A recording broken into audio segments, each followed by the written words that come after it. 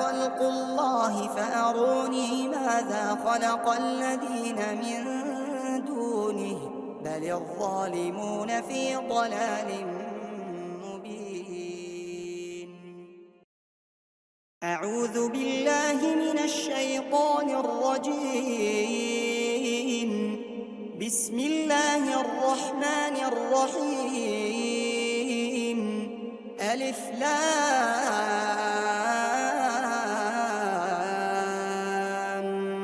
ميم. تلك آيات الكتاب الحكيم هدى ورحمة للمحسنين الذين يقيمون الصلاة ويؤتون الزكاة وهم بالآخرة هم يوقنون أولئك على هدى من ربهم وأولئك هم المفلحون. ومن الناس من يشتري لهو الحديث ليضل عن سبيل الله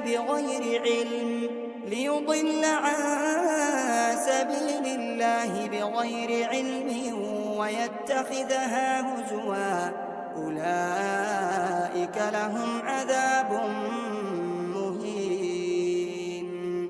وإذا تتلى عليه آياتنا ولى مستكبرا كأن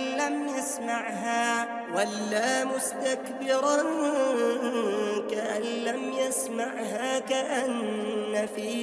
أذنيه وقرا فبشره بعذاب أليم. إن الذين آمنوا وعملوا الصالحات لهم جنات النعيم خالدين فيها وعد الله حقا وهو العزيز الحكيم. خلق السماوات بغير عمد ترونها وألقى في الأرض رواسي أن تميد بكم وبث فيها من كل دابة وأنزلنا من السماء ماء فأنبتنا فيها من كل زوج كريم. هذا خلق الله فأروني ماذا خلق الذين من دونه بل الظالمون في ضلال مبين. ولقد آتينا لقمان الحكمة أن اشكر لله ومن يشكر فإنما يشكر لنفسه ومن كفر فإن الله غني حميد. وإذ قال لقمان لابنه وهو يعظه يا بني لا تشرك بالله إن الشرك لظلم عظيم. ووصينا الإنسان بوالديه حملته أمه وهنا على وهن وفصاله في عامين أن اشكر لي ولوالديك إلي المصير. وإن جاهداك على أن تشرك بي ما ليس لك به علم فلا تطعهما وصاحبهما في الدنيا معروفا واتبع سبيل من أناب إلي ثم إلي مرجعكم فأنبئكم بما كنتم تعملون.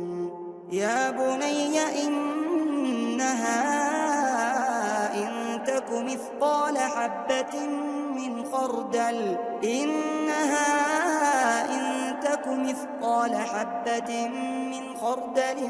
فتكن فتكن في صخرة أو في السماوات أو في الأرض يأت بها الله إن الله لطيف خبير يا بني أقم الصلاة وأمر بالمعروف وانه عن المنكر واصبر على ما أصابك إن ذلك من عزم الأمور ولا تصعر خدك للناس ولا تمش في الأرض مرحا إن الله لا يحب كل مختال فخور وقصد في مشيك واغضض من صوتك إن أنكر الأصوات لصوت الحمير ألم تروا أن الله سخر لكم ما في السماوات وما في الأرض وأسبغ عليكم نعمه ظاهرة وباطنة ومن الناس من يجادل في الله بغير علم ولا هدى ولا كتاب منير وإذا قيل لهم اتبعوا ما أنزل الله قالوا بل نتبع ما وجدنا عليه آباءنا أولو كان الشيطان يدعوهم إلى عذاب السعير ومن يسلم وجهه إلى الله وهو محسن فقد استمسك بالعروة الوثقى وإلى الله عاقبة الأمور ومن كفر فلا يحزنك كفره إلينا مرجعهم فننبئهم بما عملوا إن الله عليم بذات الصدور نمتعهم قليلا ثم نضطرهم إلى عذاب غليظ ولئن سألتهم من خلق السماوات والأرض ليقولن الله قل الحمد لله بل أكثرهم لا يعلمون لله ما في السماوات والأرض إن الله هو الغني الحميد ولو أن ما في الأرض من شجرة أقلام والبحر يمده من بعده 7 أبحر ما نفدت كلمات الله إن الله عزيز حكيم ما خلقكم ولا بعثكم إلا كنفس واحدة إن الله سميع بصير ألم تر أن الله يولج الليل في النهار ويولج النهار في الليل وسخر الشمس والقمر كل يجري إلى أجل مسمى وأن الله بما تعملون خبير ذلك بأن الله هو الحق وأن ما يدعون من دونه الباطل وأن الله هو العلي الكبير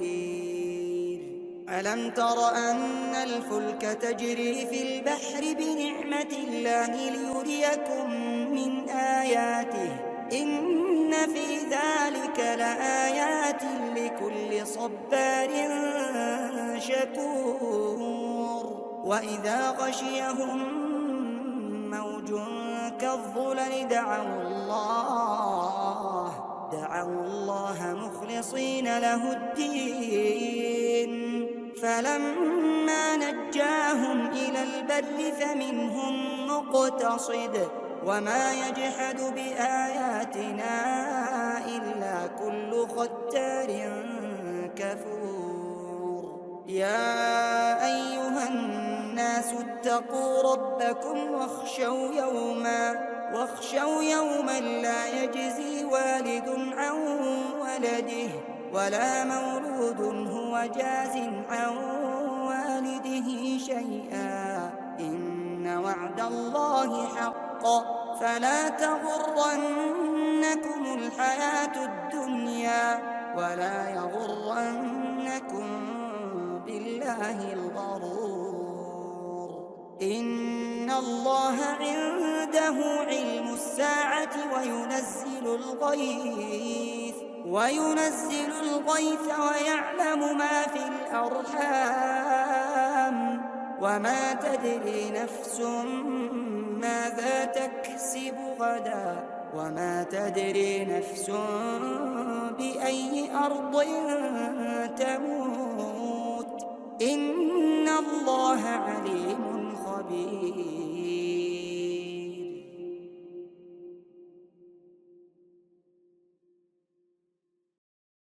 بسم الله الرحمن الرحيم ياسين والقرآن الحكيم إنك لمن المرسلين على صراط مستقيم تنزيل العزيز الرحيم لتنذر قوما ما أنذر آباؤهم فهم غافلون لقد حق القول على أكثرهم فهم لا يؤمنون إنا جعلنا في أعناقهم أغلالا فهي إلى الأذقان فهم مقمحون وجعلنا من بين أيديهم سدا ومن خلفهم سدا فأغشيناهم فهم لا يبصرون وسواء عليهم أأنذرتهم أم لم تنذرهم لا يؤمنون إنما تنذر من اتبع الذكر وخشي الرحمن بالغيب فبشره بمغفرة وأجر كريم إنا نحن نحيي الموتى ونكتب ما قدموا وآثارهم وكل شيء أحصيناه في إمام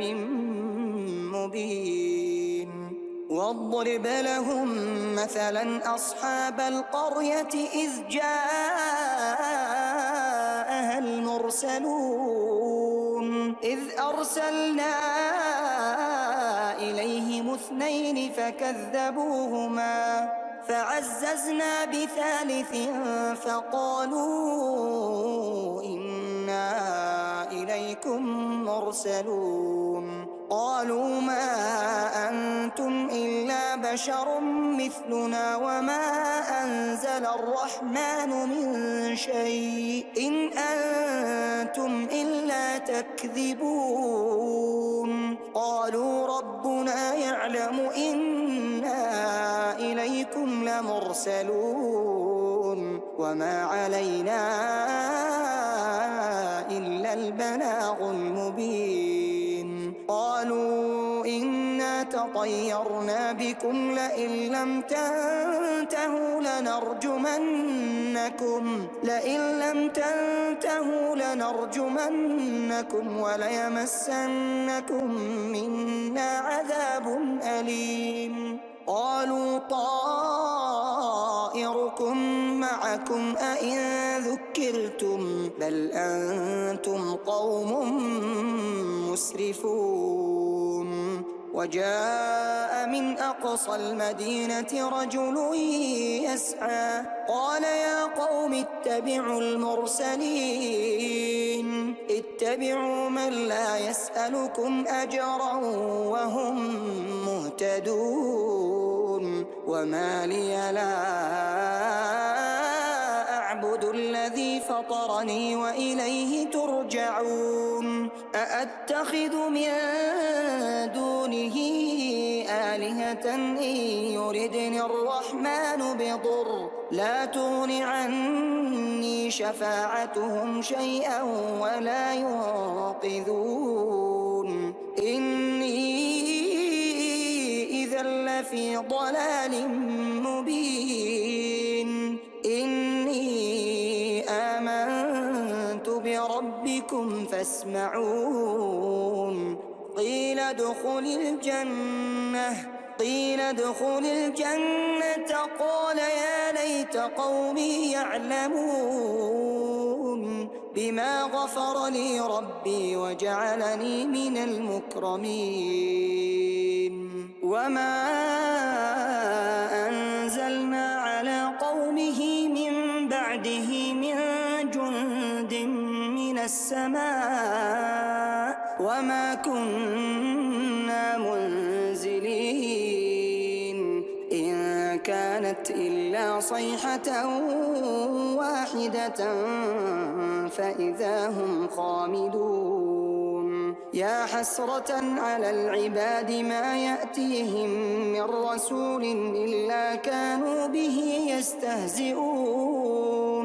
ألم يروا كم أهلكنا قبلهم من القرون أنهم إليهم لا يرجعون وإن كل لما جميع لدينا محضرون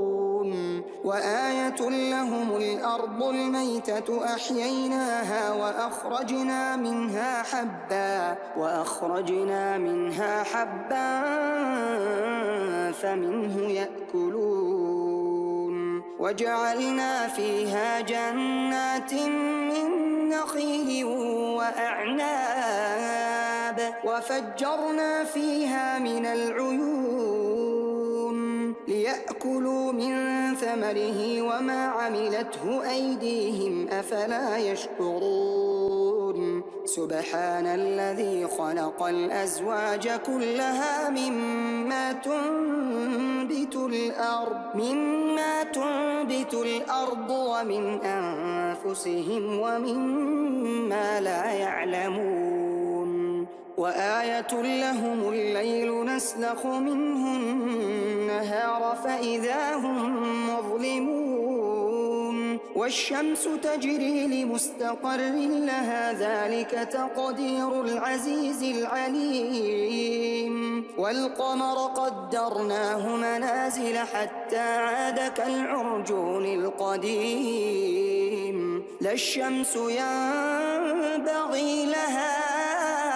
أن تدرك القمر ولا الليل سابق النهار وكل في فلك يسبحون وآية لهم أنا حملنا ذريتهم في الفلك المشحون وخلقنا لهم من مثله ما يركبون وإن نشأ نغرقهم فلا صريخ لهم ولا هم ينقذون إلا رحمة منا ومتاعا إلى حين وإذا قيل لهم اتقوا ما بين أيديكم وما خلفكم لعلكم ترحمون وما تأتيهم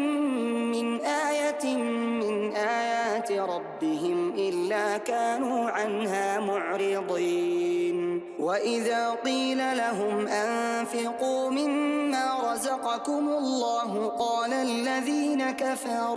قال الذين كفروا للذين آمنوا أنطعم من لو يشاء الله أطعمه إن أنتم إلا في ضلال مبين ويقولون متى هذا الوعد إن كنتم صادقين ما ينظرون إلا صيحة واحدة تأخذهم وهم يخصمون فلا يستطيعون توصية ولا إلى أهلهم يرجعون ونفخ في الصور فإذا هم من الأجداث إلى ربهم ينسلون قالوا يا ويلنا من بعثنا من مرقدنا هذا ما وعد الرحمن وصدق المرسلون إن كانت إلا صيحة واحدة فإذا هم جميع لدينا محضرون فاليوم لا تظلم نفس شيئا ولا تجزون إلا ما كنتم تعملون إن أصحاب الجنة اليوم في شغل فاكهون هم وأزواجهم في ظلال على الأرائك متكئون لهم فيها فاكهة ولهم ما يدعون سلام قولا من رب رحيم وامتازوا اليوم أيها المجرمون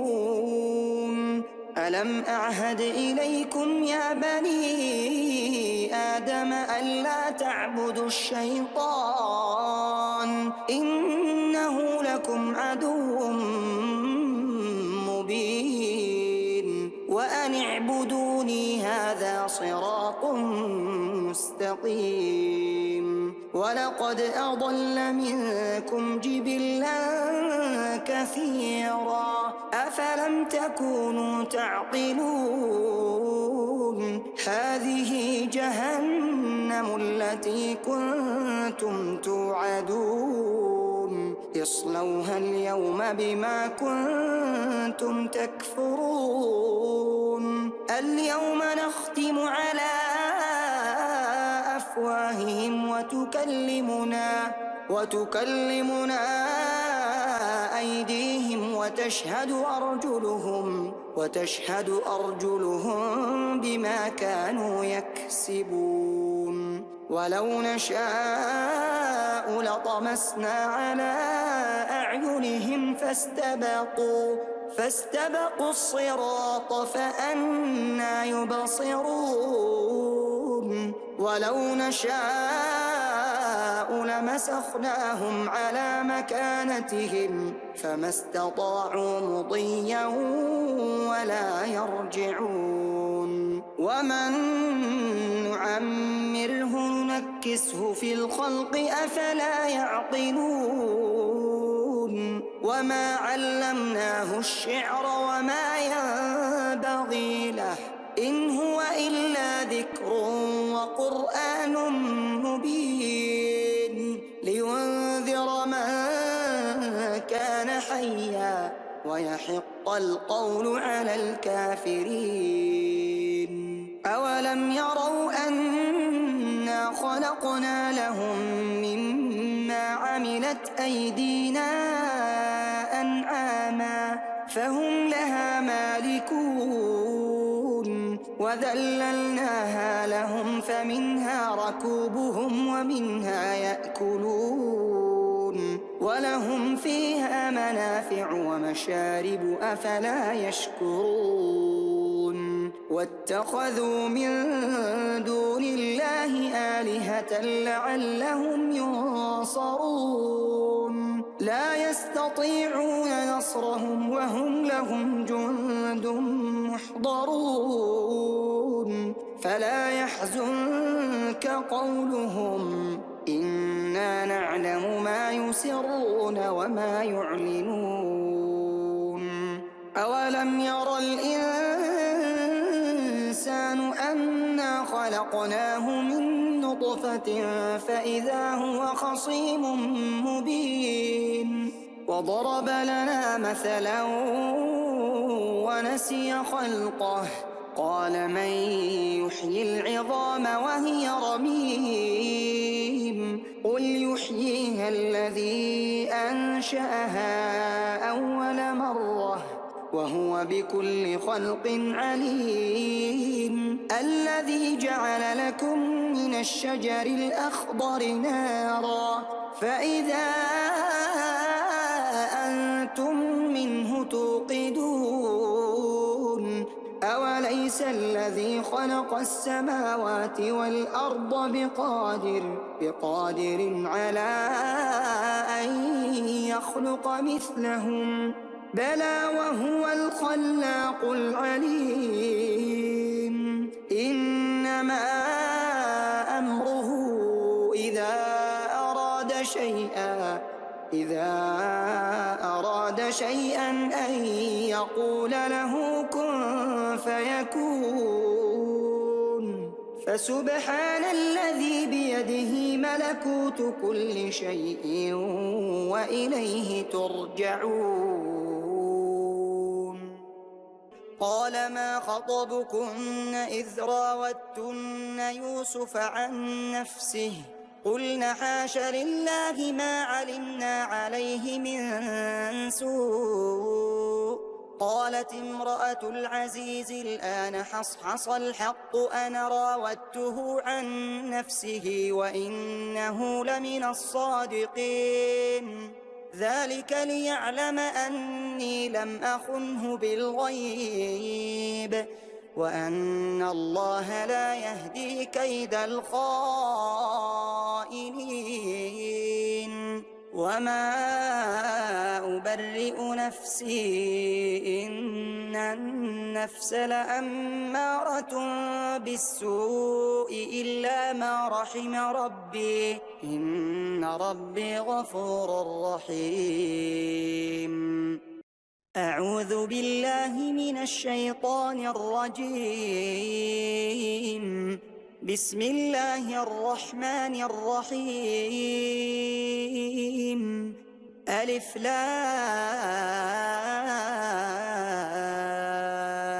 را تلك آيات الكتاب المبين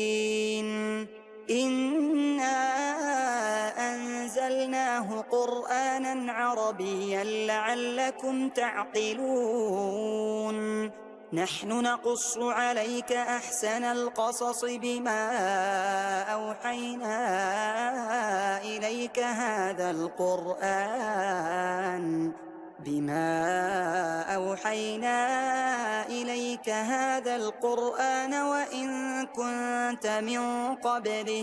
وإن كنت من قبله لمن الغافلين إذ قال يوسف لأبيه يا أبت إني رأيت 11 كوكبا والشمس والقمر رأيتهم لي ساجدين قال يا بني لا تقصص رؤياك على إخوتك فيكيدوا لك كيدا إن الشيطان للإنسان عدو مبين وكذلك يجتبيك ربك ويعلمك من تأويل الأحاديث ويتم نعمته عليك وعلى آل يعقوب كما أتمها على أبويك من قبل إبراهيم وإسحاق إن ربك عليم حكيم لقد كان في يوسف وإخوته آيات للسائلين إذ قالوا ليوسف وأخوه أحب إلى أبينا منا ونحن عصبة إن أبانا لفي ضلال مبين اقتلوا يوسف أو اطرحوه أرضا يخل لكم وجه أبيكم وتكونوا من بعده قوما صالحين قال قائل منهم لا تقتلوا يوسف وألقوه في غيابة الجب يلتقطه بعض السيارة إن كنتم فاعلين قالوا يا أبانا ما لك لا تأمنا على يوسف وإنا له لناصحون أرسله معنا غدا يرتع ويلعب وإنا له لحافظون قال إني ليحزنني أن تذهبوا به وأخاف أن يأكله الذئب وأنتم عنه غافلون قالوا لئن أكله الذئب ونحن عصبة إنا إذا لخاسرون فلما ذهبوا به وأجمعوا أن يجعلوه في غيابة الجب وأوحينا إليه لتنبئنهم بأمرهم هذا وهم لا يشعرون وجاءوا أباهم عشاء يبكون قالوا يا أبانا إنا ذهبنا نستبق وتركنا يوسف عند متاعنا فأكله الذئب وما أنت بمؤمن لنا ولو كنا صادقين وجاءوا على قميصه بدم كذب قال بل سولت لكم أنفسكم أمرا فصبر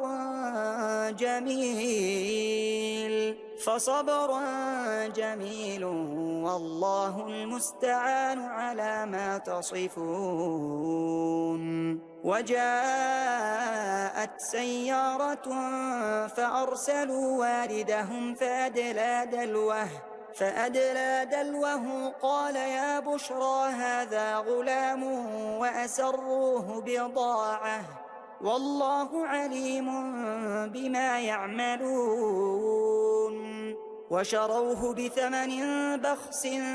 دراهم معدودة وكانوا فيه من الزاهدين وقال الذي اشتراه من مصر لامرأته أكرمي مثواه عسى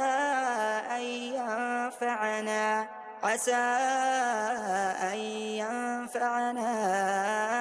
أو نتخذه ولدا وكذلك مكنا ليوسف في الأرض ولنعلمه من تأويل الأحاديث والله غالب على أمره ولكن أكثر الناس لا يعلمون ولما بلغ أشده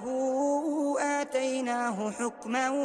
وعلما وكذلك نجزي المحسنين وراودته التي هو في بيتها عن نفسه وغلقت الأبواب وقالت هيت لك قال معاذ الله إنه ربي أحسن مثواي إنه لا يفلح الظالمون ولقد همت به وهم بها لولا أن رأى برهان ربه كذلك لنصرف عنه السوء والفحشاء إنه من عبادنا المخلصين واستبق الباب وقدت قميصه من دبر وألف يا سيدها لدى الباب قالت ما جزاء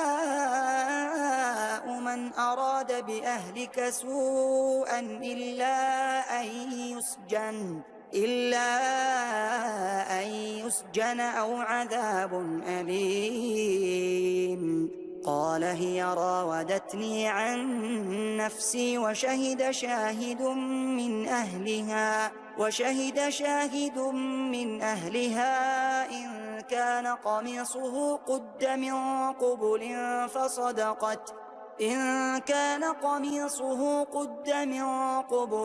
فصدقت وهو من الكاذبين وإن كان قميصه قد من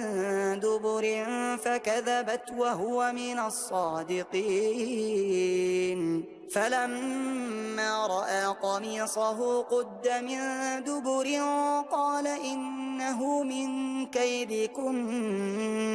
قال إنه من كيدكن إن كيدكن عظيم يوسف أعرض عن هذا واستغفري لذنبك إنك كنت من الخاطئين وقال نسوة في المدينة امرأة العزيز تراود فتاها عن نفسه قد شغفها حبا إنا لنراها في ضلال مبين فلما سمعت بمكرهن أرسلت إليهن وأعتدت لهن متكئا وآتت كل واحدة منهن سكينا وقالت اخرج عليهن فلما رأينه أكبرنه وقطعن أيديهن وقلن حاش لله ما هذا بشرا إن هذا إلا ملك كريم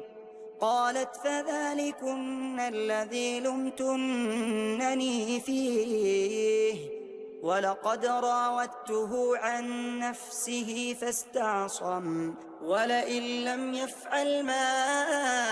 آمره ليسجنن وليكون من الصاغرين قال رب السجن أحب إلي مما يدعونني إليه وإلا تصرف عني كيدهن أصب إليهن وأكن من الجاهلين فاستجاب له ربه فصرف عنه كيدهن إنه هو السميع العليم ثم بدا لهم من بعد ما رأوا الآيات ليسجننه حتى حين ودخل معه السجن فتيان قال أحدهما إني أراني أعصر خمرا وقال الآخر إني أراني أحمل فوق رأسي خبزا تأكل الطير منه نبئنا بتأويله إنا نراك من المحسنين قال لا يأتيكما طعام ترزقانه إلا نبأتكما بتأويله قبل أن يأتيكما ذلكما مما علمني ربي إني تركت ملة قوم لا يؤمنون بالله وهم بالآخرة هم كافرون واتبعت ملة آبائي إبراهيم وإسحاق ويعقوب ما كان لنا أن نشرك بالله من شيء ذلك من فضل الله علينا وعلى الناس ولكن أكثر الناس لا يشكرون يا صاحبي السجن أأرباب متفرقون خير أم الله الواحد القهار ما تعبدون من دونه إلا أسماء سميتموها أنتم وآباؤكم ما أنزل الله بها من سلطان إن الحكم إلا لله أمر أن لا تعبدوا إلا إياه ذلك الدين القيم ولكن أكثر الناس لا يعلمون يا صاحبي السجن أما أحدكما فيسقي ربه خمرا وأما الآخر فيصلب فتأكل الطير من رأسه قضي الأمر الذي فيه تستفتيان وقال للذي ظن أنه ناج منهما اذكرني عند ربك فأنساه الشيطان ذكر ربه فلبث في السجن بضع سنين وقال الملك إني أرى 7 بقرات سمان يأكلهن 7 عجاف و7 سنبلات خضر وأخر يابسات يا أيها الملأ أفتوني في رؤياي إن كنتم للرؤيا تعبرون قالوا أضغاث أحلام وما نحن بتأويل الأحلام بعالمين وقال الذي نجا منهما وادكر بعد أمة أنا أنبئكم بتأويله فأرسلون يوسف أيها الصديق أفتنا في 7 بقرات سمان يأكلهن 7 عجاف و7 سنبلات خضر وأخر يابسات لعلي أرجع إلى الناس لعلهم يعلمون قال تزرعون 7 سنين دأبا فما حصدتم فذروه في سنبله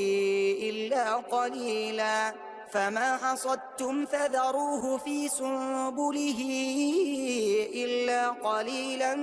مما تأكلون ثم يأتي من بعد ذلك 7 شداد يأكلن ما قدمتم لهن إلا قليلا مما تحصنون ثم يأتي من بعد ذلك عام فيه يغاث الناس وفيه يعصرون وقال الملك ائتوني به فلما جاءه الرسول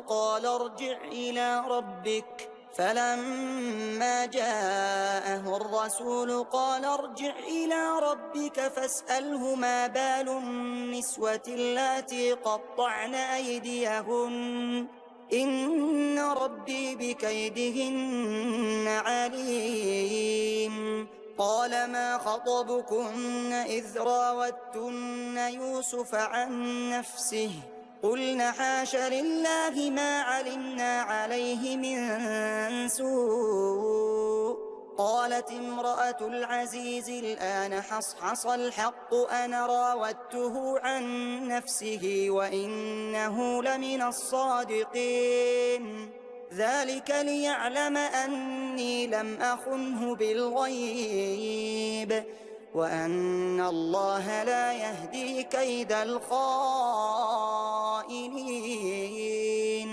وما أبرئ نفسي إن النفس لأمارة بالسوء إلا ما رحم ربي إن ربي غفور رحيم وقال الملك ائتوني به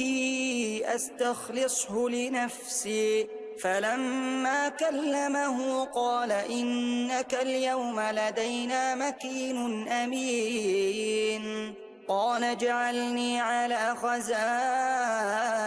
الأرض إني حفيظ عليم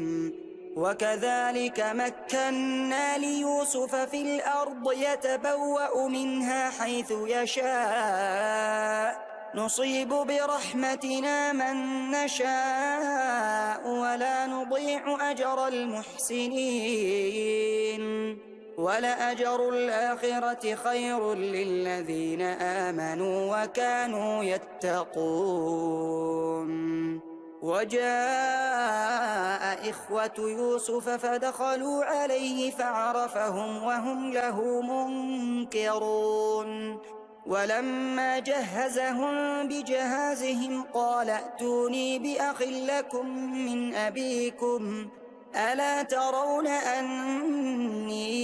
أوفي الكيل وأنا خير المنزلين فإن لم تأتوني به فلا كيل لكم عندي ولا تقربون قالوا سنراود عنه أباه وإنا لفاعلون وقال لفتيانه اجعلوا بضاعتهم في رحالهم لعلهم يعرفونها إذا انقلبوا إلى أهلهم لعلهم يرجعون فلما رجعوا إلى أبيهم قالوا يا أبانا منع منا الكيل فأرسل معنا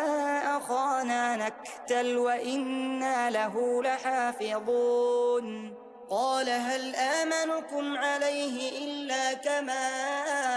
أمنتكم على أخيه من قبل فالله خير حافظا وهو أرحم الراحمين ولما فتحوا متاعهم وجدوا بضاعتهم ردت إليهم قالوا يا أبانا ما نبغي هذه بضاعتنا ردت إلينا ونمير أهلنا ونحفظ أخانا ونزداد كيل بعير ذلك كيل يسير قال لن أرسله معكم حتى تؤتون موثقا من الله لتأتونني به إلا أن يحاط بكم فلما آتوه موثقهم قال الله على ما نقول وكيل وقال يا بني لا تدخلوا من باب واحد وادخلوا من أبواب متفرقة وما أغني عنكم من الله من شيء إن الحكم إلا لله عليه توكلت وعليه فليتوكل المتوكلون ولما دخلوا من حيث أمرهم أبوهم ما كان يغني عنهم من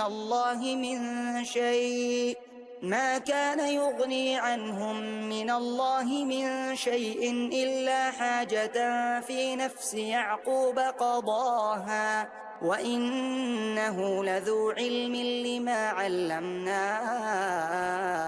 ولكن أكثر الناس لا يعلمون ولما دخلوا على يوسف آوى إليه أخاه قال إني أنا أخوك فلا تبتئس بما كانوا يعملون فلما جهزهم بجهازهم جعل السقاية في رحل أخيه ثم أذن مؤذن بينهم أيتها العير إنكم لسارقون قالوا وأقبلوا عليهم ماذا تفقدون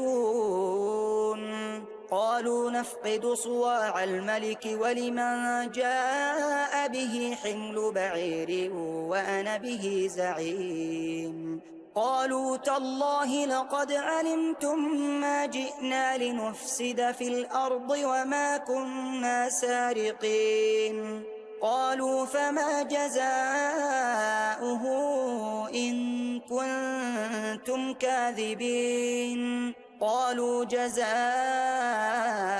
من وجد في رحله كذلك نجزي الظالمين. فبدأ بأوعيتهم قبل وعاء أخيه ثم استخرجها من وعاء أخيه كذلك كدنا ليوسف ما كان ليأخذ أخاه في دين الملك إلا أن يشاء الله نرفع درجات من نشاء وفوق كل ذي علم عليم. قالوا إن يسرق فقد سرق أخ له من قبل فأسرها يوسف في نفسه ولم يبدها لهم قال أنتم شر مكانا والله أعلم بما تصفون. قالوا يا أيها العزيز إن له أبا شيخا كبيرا فخذ أحدنا مكانه إنا نراك من المحسنين. قال معاذ الله أن نأخذ إلا من وجدنا متاعنا عنده إنا إذا لظالمون.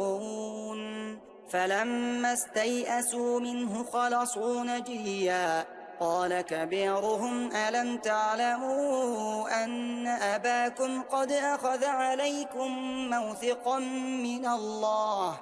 ومن قبل ما فرطتم في يوسف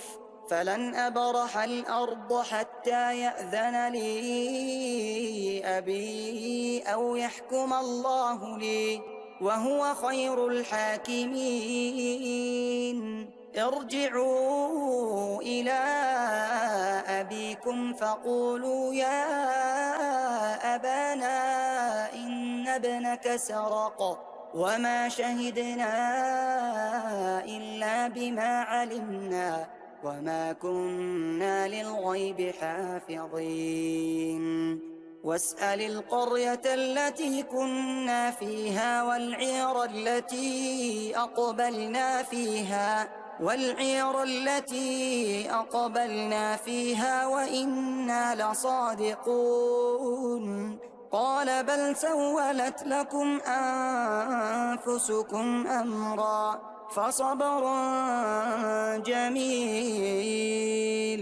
عسى الله أن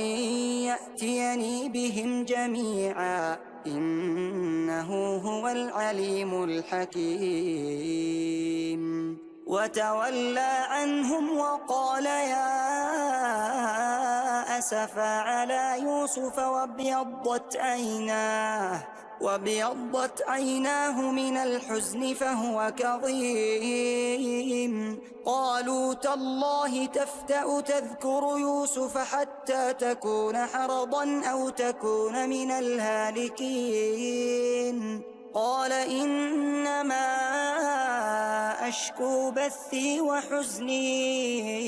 إلى الله وأعلم من الله ما لا تعلمون.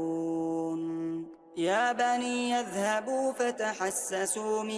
يوسف وأخيه ولا تيأسوا من روح الله إنه لا ييأس من روح الله إلا القوم الكافرون. فلما دخلوا عليه قالوا يا أيها العزيز مسنا وأهلنا الضر وجئنا ببضاعة مزجاة فأوفلنا الكيل وتصدق علينا إن الله يجزي المتصدقين. قال هل علمتم ما فعلتم بيوسف وأخيه إذ أنتم جاهلون؟ قالوا أئنك لأنت يوسف؟ قال أنا يوسف وهذا أخي قد من الله علينا إنه من يتق ويصبر فإن الله لا يضيع أجر المحسنين. قالوا تالله لقد آثرك الله علينا وإن كنا لخاطئين. قال لا تثريب عليكم اليوم يغفر الله لكم وهو أرحم الراحمين. اذهبوا بقميصي هذا فألقوه على وجه أبي يأت بصيرا وأتوني بأهلكم أجمعين. ولما فصلت العير قال أبوهم إني لأجد ريح يوسف لولا أن تفندون. قالوا تالله إنك لفي ضلالك القديم. فلما أن جاء البشير ألقاه على وجهه فارتد بصيرا قال ألم أقل لكم إني أعلم من الله ما لا تعلمون. قالوا يا أبانا استغفر لنا ذنوبنا إنا كنا خاطئين. قال سوف أستغفر لكم ربي إنه هو الغفور الرحيم. فلما دخلوا على يوسف آوى إليه أبويه وقال ادخلوا مصر إن شاء الله آمنين. ورفع أبويه على العرش وخروا له سجدا وقال يا أبت هذا تأويل رؤياي من قبل قد جعلها ربي حقا وقد أحسن بي إذ أخرجني من السجن وجاء بكم من البدو من بعد أن نزغ الشيطان بيني وبين إخوتي إن ربي لطيف لما يشاء إنه هو العليم الحكيم. رب قد آتيتني من الملك وعلمتني من تأويل الأحاديث فاطر السماوات والأرض أنت وليي في الدنيا والآخرة توفني مسلما وألحقني بالصالحين. ذلك من أنباء الغيب نوحيه إليك وما كنت لديهم إذ أجمعوا أمرهم وهم يمكرون. وما أكثر الناس ولو حرصت بمؤمنين وما تسألهم عليه من أجر إن هو إلا ذكر للعالمين. وكأي من آية في السماوات والأرض يمرون عليها وهم عنها معرضون. وما يؤمن أكثرهم بالله إلا وهم مشركون. أفأمنوا أن تأتيهم غاشية من عذاب الله أو تأتيهم الساعة بغتة وهم لا يشعرون. قل هذه سبيلي أدعو إلى الله على بصيرة أنا ومن اتبعني وسبحان الله وما أنا من المشركين. وما أرسلنا من قبلك إلا رجالا نوحي إليهم من أهل القرى أفلم يسيروا في الأرض فينظروا كيف كان عاقبة الذين من قبلهم ولدار الآخرة خير للذين اتقوا أفلا تعقلون. حتى إذا استيأس الرسل وظنوا أنهم قد كذبوا وظنوا أنهم قد كذبوا جاءهم نصرنا فنجي من نشاء ولا يرد بأسنا عن القوم المجرمين. لقد كان في قصصهم عبرة لأولي الألباب ما كان حديثا يفترى ولكن